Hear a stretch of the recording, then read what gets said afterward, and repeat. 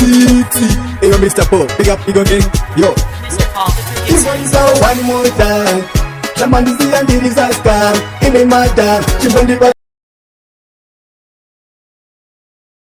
China generates 3 million megawatts of electricity, which means that the seats we are sitting on, even if you wanted to produce them here in the Delta, people would still buy them from China because they are cheaper.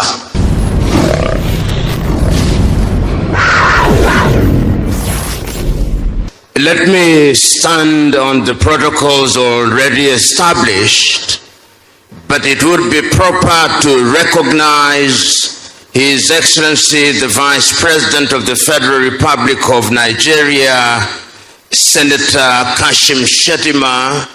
It is also proper to recognize the Governor of Delta State, all the governors here present, all cabinet ministers here present, and of course the traditional rulers and the keynote speaker, Dr.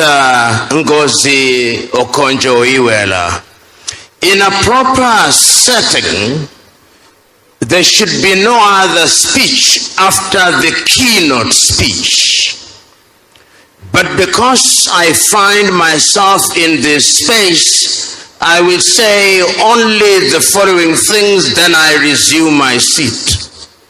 Number one, that I thought about the subject that I was told to speak about, and I've written a full-blooded paper which will be availed to you. Number two, that in many ways the speakers who have come before me have identified the critical issues that are relevant to the development of the Delta State. However, it is important to point out a number of issues that I consider critical when I look at the continent of Africa and our inclination to gloss over certain critical things. Many times when we talk about Africa, and I say so because Delta State is a state within the Federal Republic of Nigeria, which is one of the 54 African states. We are quick to say that we are 1.4 billion. That is all very well. But the question that we must ask ourselves is, what are we doing about the 1.4 billion? As I speak to you now, I invite you to see what is happening in Morocco and the young men and women who are running away and dying trying to go to Europe, which tells us this: there is a lot to be done in the continent. And that is what gladdens my heart, that in your own small way here in Delta, recognizing as you do that Nigeria must be built state by state, you are beginning to recognize the areas that ought to receive attention. You are recognizing that oil must be utilized, and you, Mr. Governor, did tell us that you are aware of what the Norwegians have done, that they now have a sovereign fund of nearly 3 billion or 3 trillion United States dollars. The question that you must therefore ask yourself, will you do that here in the Delta State? We have been told that when we talk about oil in Nigeria, you are the oil state in Nigeria. The question is, are you using the oil resources and comparing yourselves not with other African countries? It is the Ugandan president who said, and I've always agreed with him, that there is the tendency in Africa to compare ourselves as dwarfs compare amongst themselves who is the taller one. Because at the end of the day, they are all dwarfs, even if one is an inch taller than the other. I want you in Delta to compare yourselves with others. Your own country or your own state has an economy larger than over 20 African countries, a GDP larger than 20 African states. The question is, with all the resources that we have, whether we are talking about agriculture, whether we are talking about minerals, whether we are talking about oil, whether we are talking about pharmaceutical sectors, whether we are talking about the blue economy, what are we doing that is in keeping with the demands of the 21st century? The world now talks about the 4th and 5th industrial revolution. The world now talks about artificial intelligence. But I always ask my fellow Africans who are quick to talk about artificial intelligence, who controls the artificial intelligence that we consume in the continent of Africa? It is not us. It could be withdrawn in the twinkling of an eye, and we go back to the dark ages. So the question is, as you are here in Delta, having identified the critical areas and the strengths that you have as a people, what will we do? The keynote speakers reminded us of the Africa Continental Free Trade Area. And you know, when I look at the Continental Free Trade Area, and I look at the many writings about the Africa Continental Free Trade Area, it is not Africans who are writing. It is others. It is the Chinese. It is the Europeans. So that if you wanted an expert on Africa Continental Free Trade Area, you don't look to Africa. And that is tragic, Honorable Governor. It is equally tragic that in our interpretation and understanding of who an investor is in the continent of Africa, we still don't think that fellow Africans are investors. We think, and allow me to be blunt, that our investors must be Malaysians. We think that our investors must be Brazilians. We think that our investors must be Chinese. That is not the case. And I'm saying this because in the year 2018, I and others started something called the Pan-African Investment Movement. We have now visited 6 countries and we have told heads of state that even Africans with $100,000 each, putting the money together, are investors. When a few Africans heard I was coming here from as far as Trinidad and Tobago, they asked me, but why were we not invited? I said, next time. Because next time, Honorable Governor, I want to see Kenyans here. I want to see Ghanaians here. I want to see Sudanese here. I want to see Ethiopians here. I want to see Moroccans here. I want to see Egyptians here, because Africans must begin to believe that they have both the intellectual and financial wherewithal to participate in the development of their continent.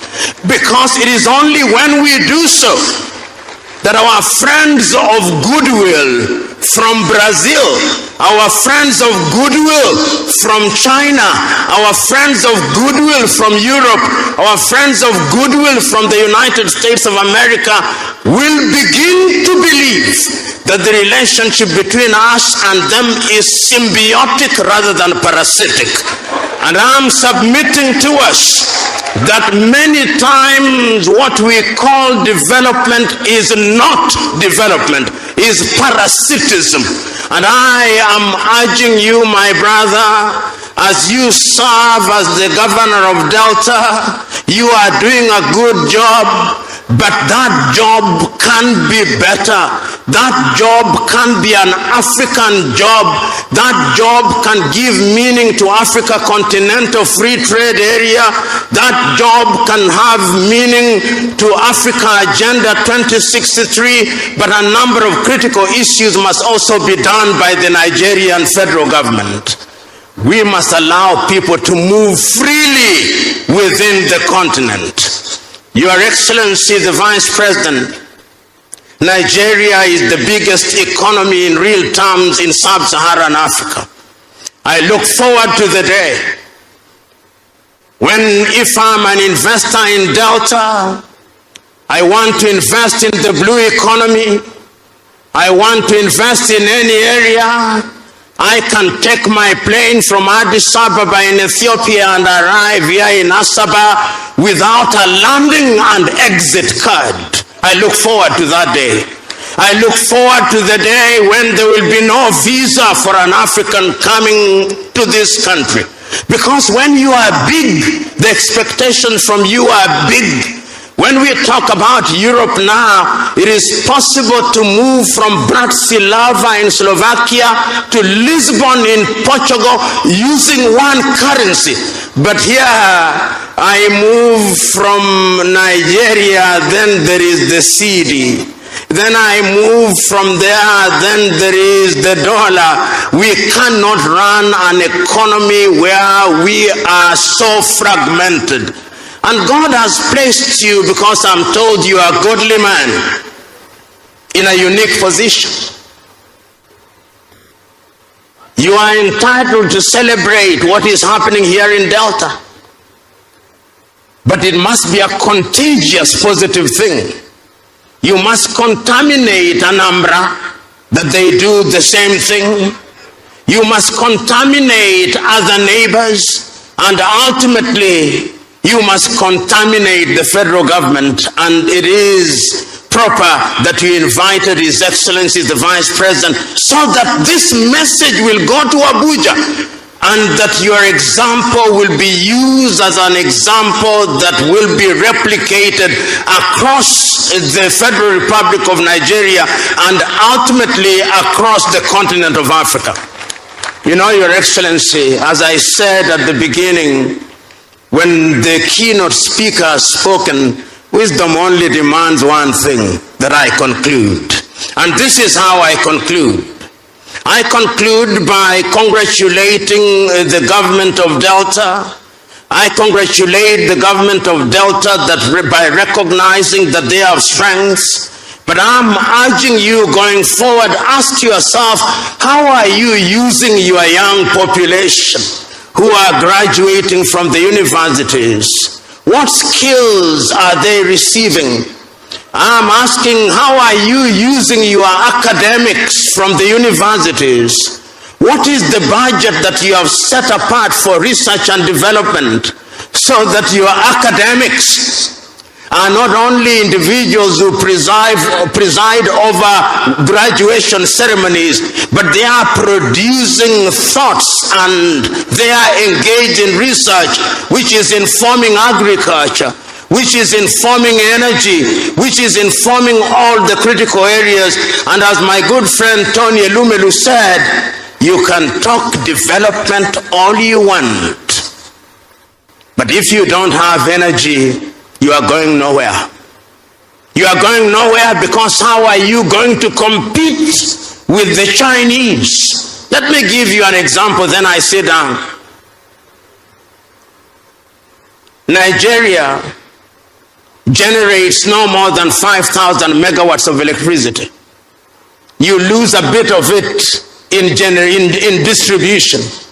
China generates 3 million megawatts of electricity, which means that the seats we are sitting on, even if you wanted to produce them here in the Delta, people would still buy them from China because they are cheaper. I'm therefore suggesting that energy should be one of the critical areas in which you focus. And we now know that gas can be used in that area, We now know that diesel can be used in that area, and this is a good journey. And as one of your fellow Nigerians once said, and this is not gender insensitive, that a chick that will grow into a cock is seen on the day that it hatches. Even a hen that will grow into a chick that will grow into a hen is seen on the day it hatches. Delta looks good. Make it good. Allow it to remain good. Think beyond yourself in the knowledge that you are not successful until your successor succeeds. God bless.